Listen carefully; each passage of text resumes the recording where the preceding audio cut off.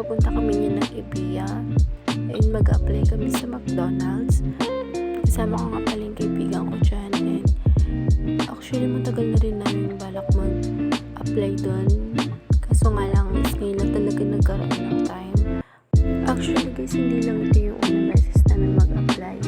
Maraming beses na rin kami sumubok pero talagang hindi pa kami natatanggap. And ito, nagbabakasakali kami.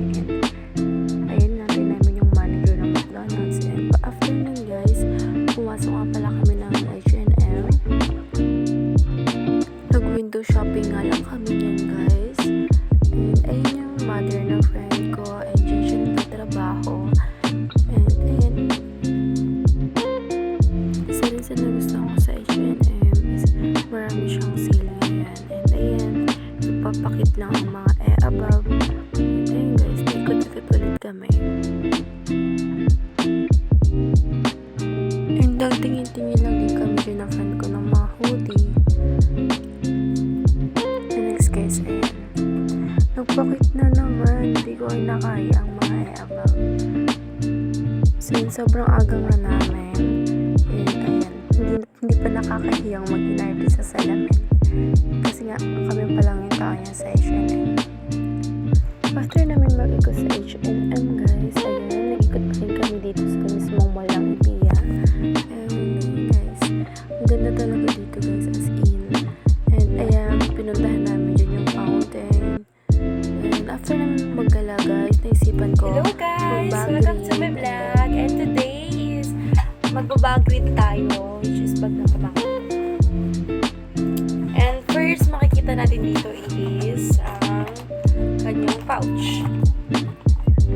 Ayan guys. And first is brush and sunscreen, powder siya. I think powder.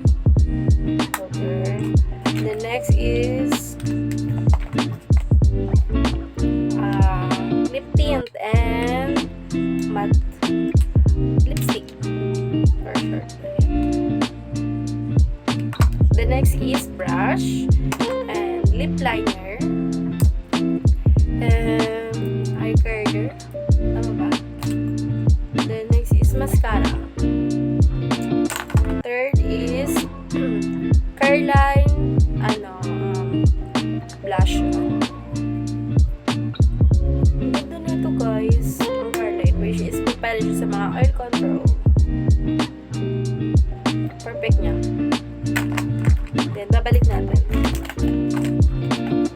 Next naman is yung ito guys, pencil case niya. This is a more ball pen, pencil pen. The next is scissor and eraser. Puro na siya ball pen and highlights. Second is pad paper. Ayan, di na maayos. Diba yan? Then 3 big notebook. Take note guys, grade din nga pala siya. Ayan, notebook niya. Then more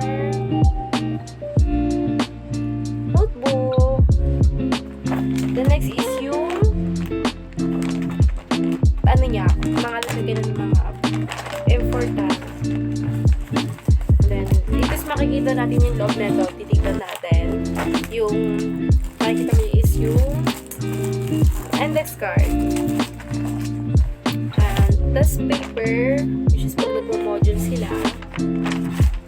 Ayan. Ayan guys, dami. And ito, filler notebook. This is highlighter. Guys, ayan, highlighter. Pakita niyo naman. And ayun lang guys. Puro lang talaga siya paper. Silalagyan natin ng mga paper. Next is payong. Siyempre mas na importante to.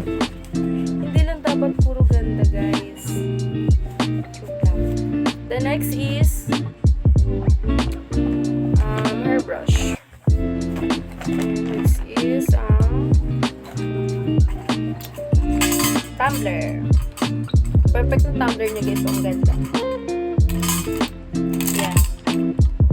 thumbnail.